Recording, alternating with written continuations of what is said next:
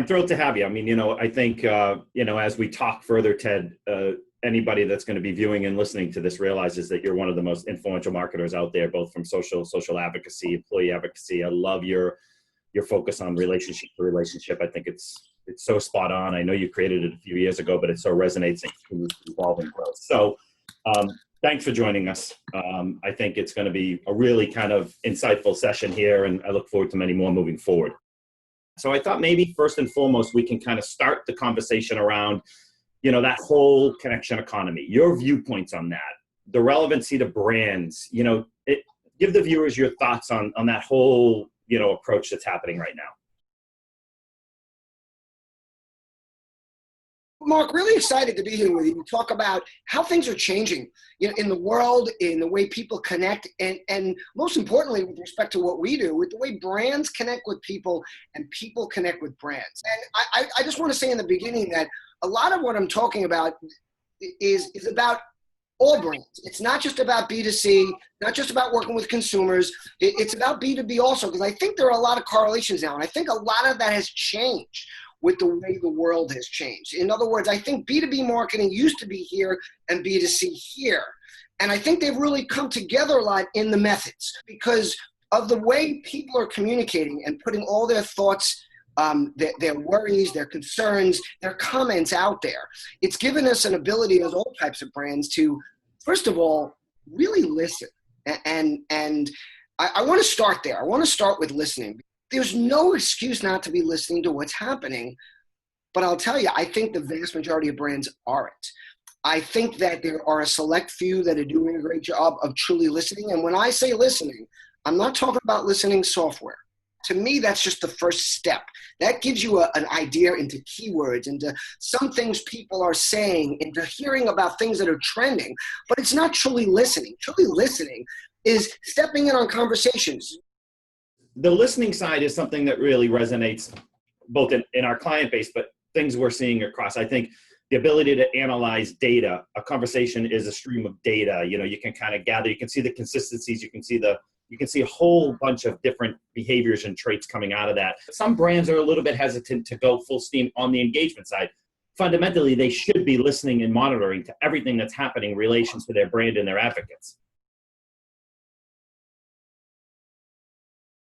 When I speak, there's a slide I put up on the screen at some point through my presentation, almost every time, and it's a fly. And I always ask people, do you know what this is? And some people get it and nod their heads. It's the proverbial fly on the wall. And, we all know that expression. I wish I could be a fly on the wall in that meeting. And what's killing me is that every consumer in this country is inviting us into their living room as a fly on that wall, and the vast majority of brands are not going there. I will invariably ask a room of a few thousand attendees, all brand marketers, how many people in this room, either themselves or the people on their teams, go to the pages of their fans, followers, and consumers to see what they're posting, what they're talking about. And I'll tell you that maybe a handful of hands go up, maybe. And my advice to them is that every single person in this room and everybody on their teams should be going to the pages of people that follow them instead of worrying so much about bringing them to their pages. Because it's on the people's pages where the really valuable conversation is happening. So for me, the start of all of this is our ability to interact and engage and hear people. The empowered customer kind of has so much influence on a brand's both behavior, response, reputation, more than ever before. So give me your take on the challenges or the concerns or the issues marketers are faced with that level of transparency. Like, they're still struggling with it. People talk about influence, and unfortunately, and this is something I've been trying to steer brands not away from, but open up their view, is that people talk about influencers, and it's come to define people with great influence instead of we all influence somebody. I've spoken to brands or individual brands or even social media experts, and I'll say to them, why aren't you talking to these people that have only a few followers? And they're like, well, they only have a few followers. I'm like, well, first of all, you never know who they're following. I want to be talking to these people. And I also, you never know who's following them. And by the way, same thing with, I have a lot of followers that their bio is in Chinese. But if you really dig in and take the time and go see who's following them, you'll find that there's a lot of followers that speak English, that know what you're saying. And we're not paying for those followers, so why wouldn't you want them engaged with you? Because you never know who knows somebody. And I intentionally, just about every day, go into the feed of somebody with a small following and share something that they shared about themselves, about a brand, about something they're concerned about. Because I do have a lot of followers. Now, all of a sudden, that person with 100 followers just reached my 7-figure following. To me, there is where the real opportunity stands. And then the ability to communicate and have that communication scale.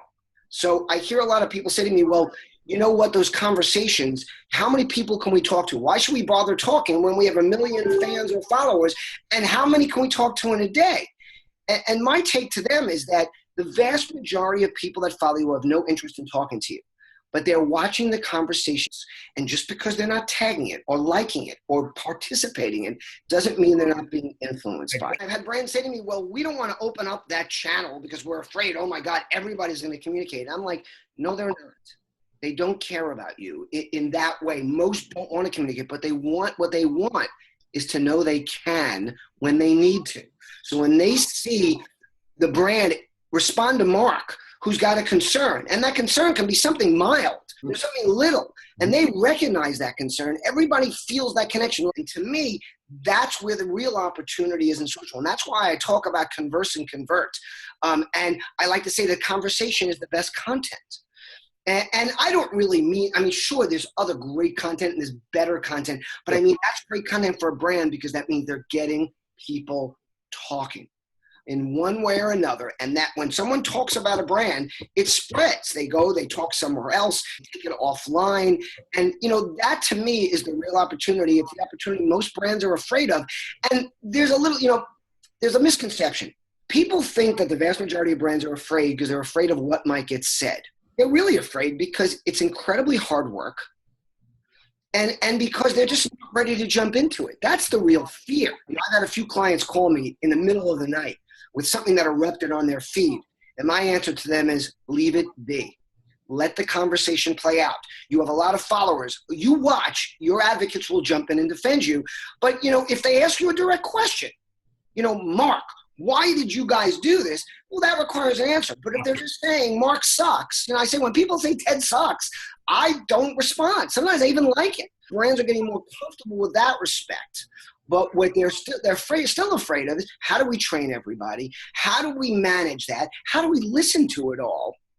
And then how, and again, their fear that I think is misfounded is they think too many people are going to jump in and talk to them. Some brands are getting rid of regular customer service totally and doing it via social. Because what they've learned is that, number one, the efficiencies of it. Number two is, you know, JetBlue has a saying that when one person's complaining, there's a good bet there's another 150 people with the same complaint. And if they answer it publicly, they stop 149 other people, whatever percentage of it would, from calling in and complaining about it and asking a question. And now it's been answered. And I think a lot of brands are missing that opportunity. Brands have to learn how to communicate differently and realize that if we're open, upfront, and honest, if we take advice, if we tell people right up front.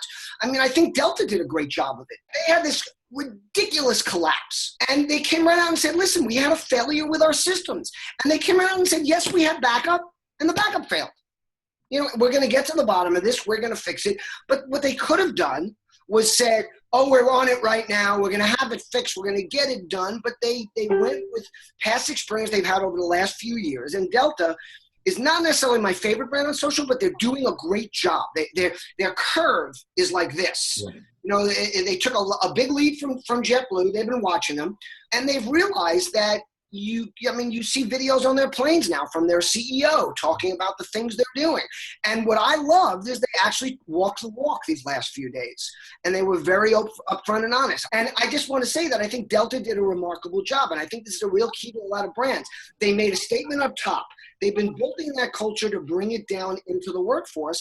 And all of a sudden they have this crisis. And it was a crisis. You know, and have you heard horrible things on social? I have not. Yeah. Imagine on a corporate and brand and enterprise scale when there are those kinds of failures, and there are going to be those kind of failures. Let's stay on this topic of kind of employee advocacy. Some people would argue, well, that has to rest under the head of HR and all that. And others would probably argue, well, that's going to be a critical function of the marketer. And give me your thought, I mean, because it is. I'm glad you asked. Yeah. I think you know I'm on the advisory board for the last 3 years of Dynamic Signal, one of the top, I believe, the top employee advocacy platform. But I see it from a few different perspectives. I see it from my perspective, where I think if you empower your employees, they'll power your brand, and there's so many valuable ways to do it. I see it from the brand perspective, where they're struggling with it, and then I see it from the Dynamic Signal perspective, where they're trying to get into these brands, and they're hitting exactly what you're talking about. Their biggest challenge is not getting a brand at this point to agree that it's something valuable. It's deciding who's going to be in charge of it instead of making it across all the different platforms. And there's usually a discussion between HR, comms, and marketing, and they all want to own it. Personally, I think HR is the last place in the world it should live. I just don't think they understand. I mean, they're just not a part of the comms and the marketing function. And then just to quickly segue just for a second, I think there's a real problem with all these things being apart. I believe there should be a chief customer officer, whether that should be a CMO who gets a little bit of different training, or it needs to be a new position where everybody reports into. And I personally think it should be the CMO, where comms, customer service, all these things come into one person about how do we touch the consumer. What's happening with employee advocacy is there is this push-pull and this struggle within the organization. And it has to do a lot with things that you and I have talked about omni-channel and I talk about one of the biggest problems is companies talk about omni-channel going out, but they forget about omni-channel on the inside. If you don't have omni-channel on the inside, if you don't get rid of those silos, like if I'm in digital marketing, I'm in mobile marketing, even marketing has its silos. And I understand people have to have jobs, but there has to be more of a broad focus. And I think we have to get rid of some of those walls. So with employee advocacy, the problem becomes, first of all, that all these brands are concerned about is what kind of message we can have going out about our brand from our employees, instead of recognizing it's about the employees more than it's about the brand. And to me, where employee advocacy has to go to truly empowering their employees. And that means encouraging them to build their social following and their influence, giving them content that helps them do that. So it's not just content about pan communications. I mean, if all your employees, and then let's talk about it from a brand perspective, just being selfish. If you're a brand and you give your employee, and your employees are not that social, but you're saying, hey, we're going to help you be social because we're going to give you great content, and you'll be helping a brand. And then if all Mark shares on his feed is stuff about Pan Communication just got this award, Pan just landed this thing, what's going to happen? His followers are going to stop paying attention. Companies have gotten that from the digital marketing area. They've gotten that we can't pound them every minute with offers. We need to give them content of value, but then they don't do the same for their employees. Look, different people have different things. So again, it depends on the size of your organization. Obviously, smaller businesses, more people handle more things. But if you're talking about an enterprise or Fortune 500 level, there should be people from HR that are thinking, hey, our employees care about vacations. They care about education. They care about things to do with their young kids. How many of our employees are in their 30s with children? Well, we should be giving them content about activities to do on the weekends. We should show them we care about what they're doing. And then you should have comms be thinking about earned media and the things that they're doing and what can we share and how can we get more value around that. And then marketing should think about their marketing message. And then also comms we think about, well, we won this award and we won this account and all the other things that you can be sharing. Now, I will tell you that, like everywhere else, a lot of companies don't do a great job of this. So I'm sure you've heard me say that a network gives you reach, but a community gives you power. And if you treat your employees strictly as a network, you are wasting all that power that can become about if you build them into a community.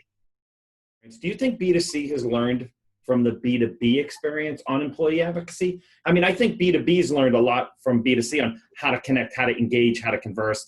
B2B brands are definitely adapting to a lot of the great things that the B2C brands are starting to do more. Do you think it's opposite a little bit on the B2B side with employee?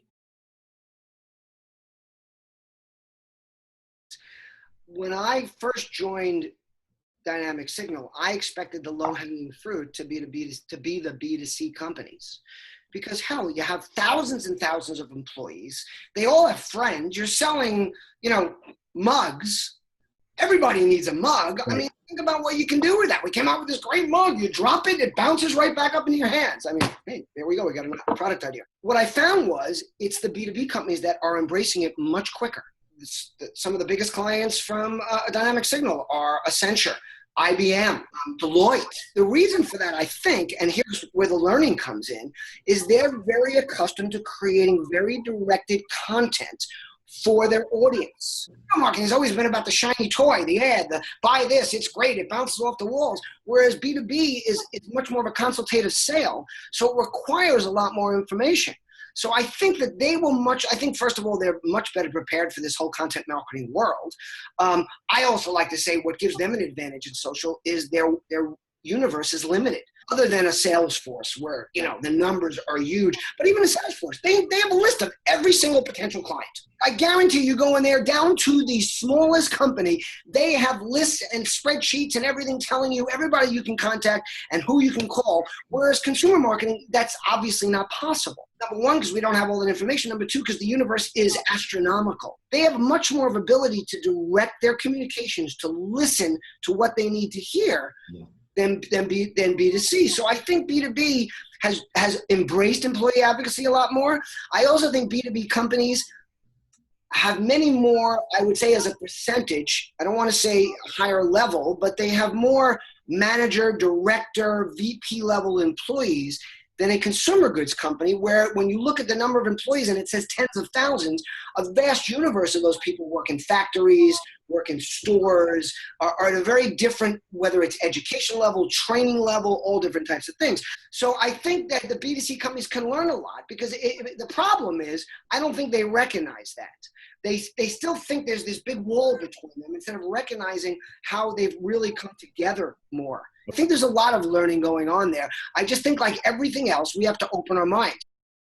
As you talk about the drop of silos in the marketing department, I mean, it is something that, we've been seeing and you've been seeing for the last several years, the issue of there should not be any type of silo in a marketing organization. Everybody should be one underneath the brand advocacy. But when you look at from an employee advocacy, do you think the individuals inside of the marketing department or the CMO who starts to align that skill set with it has the ability to be the true change agent moving forward? I think C-suite people are rarely the change agents, unless it's a CEO who's brought in with a mandate to change. And even then, I think they come in with a playbook most often. I'll tell you how many interviews I went on when I was changing gigs, where they'd ask me, what would I do in my first 60 days to change the company? And I'd said, absolutely nothing.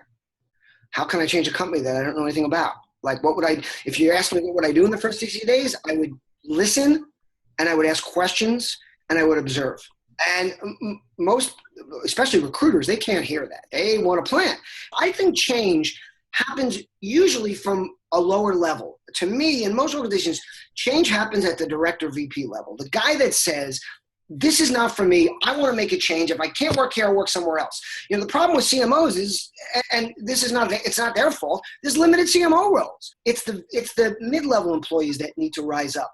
I like to say we have to start a revolution in our companies. And the first revolution we have to start is we have to tell them that we want to be creative again. I don't think I've ever been in a Fortune 500 brainstorming session where more than two people spoke.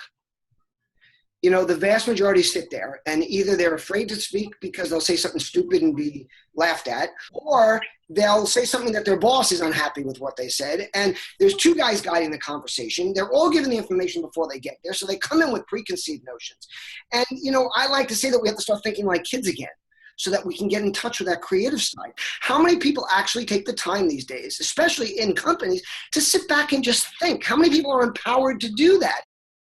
I wanted to touch upon one key thing that I know is keeping marketers up at night, all about generational marketing, the ability to kind of communicate to whatever specific, targeted audiences we're looking at, how boomers are learning from millennials, how millennials are starting to learn from boomers a little bit. I mean, all that kind of stuff. But I think at the end of the day, it presents a massive nightmare for marketers, especially the CMO.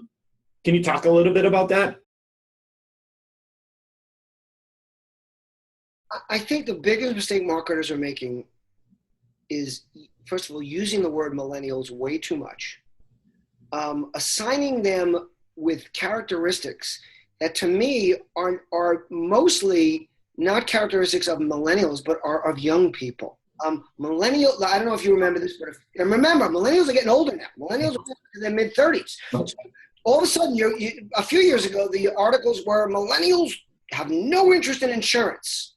Now the new articles, millennials are buying insurance in droves. Of course, they're having kids and they're moving to the suburbs. Millennials will never leave the city. They're city dwellers. Now, millennials are fleeing the cities, again, because they're growing up. And then they talk about millennials like they're this new species. Millennials communicate all the time. Millennials listen to their friends. Yeah, because they have the tools to do it. It's not that they're different. Millennials care much more about causes than other people. That's a bunch of crap. I like to say that boomers were the original millennials. I mean, think about it. Boomers were the first to march on Washington, change voting rights, stop a war. Why did they? But they stopped. They became yuppies. No, they had to stop because they needed to get a job and pay bills. And you could only march on Washington by getting in your old beat-up Volkswagen or your Volkswagen van and driving to Washington. Now, you can march on Washington 24/7 from wherever you are. So the reason millennials care so much more about causes is because they can. They have the time and the tools to. I just think that number one is, I think we have to realize they're not from another planet, that millennials and Gen Z and younger generations are just growing up with different experiences and different tools. And you have to look at it more holistically that way. And then the other side of it is that you just have to remember that there's so many different groups within these groups. I mean, I rarely hear someone saying we're marketing to boomers. I hear them say we're marketing to women in their 60s in the Southeast. You don't hear that a lot with millennials. And I think we have to just remember that those groups still, are still very diverse. If you're an exec team and you're a CMO and you're looking to kind of hone in your skills, what are the top 3 or 4 things, 5 things you're looking at right now as a skill set to that marketer?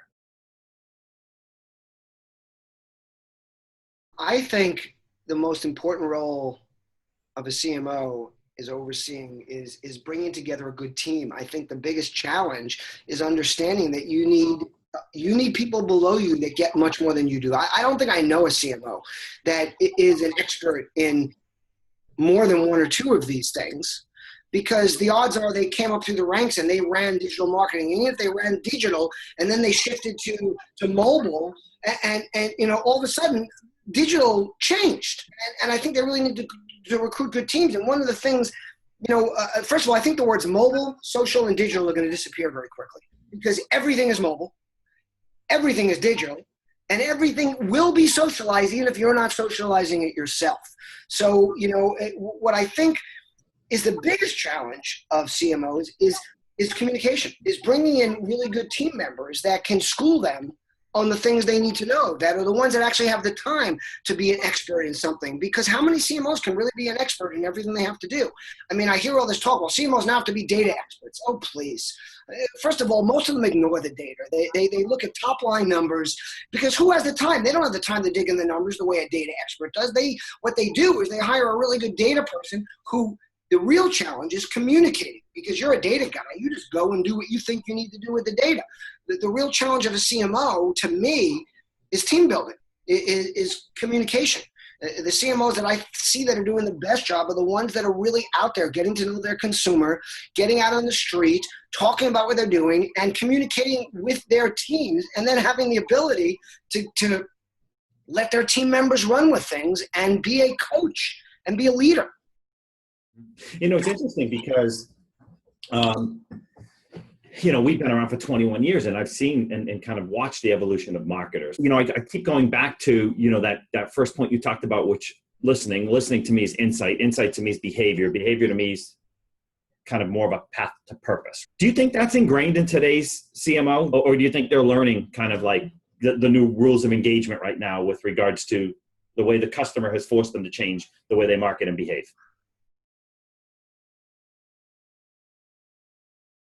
I think that, about CMOs is that I don't think that they've gotten this at all. I think there is a very small group of CMOs that are recognizing the fact, and you might have heard this come out of my mouth or John Andrews' mouth because we make videos about this, that stop reading white papers and going to learning sessions and just do it. Jump in and use it. The best CMOs, Cheryl Atkins Green at Mary Kay, Sarah McAloon at CC's Pizza, Paige O'Neill, who was at SDL, they're jumping on social. I mean, I don't know if you know this, but Paige engaged me personally to train her with her, like to work with her on her personal brand when she was at SDL, and we sat down for 2 days where we went through how to use, what to do and how to share some of your personal information and, how to intertwine it. But to me, it's less about building their brand than understanding the tools. How do I have CMOs all the time that say, can we sit down and just walk me through Snapchat? The smarter ones.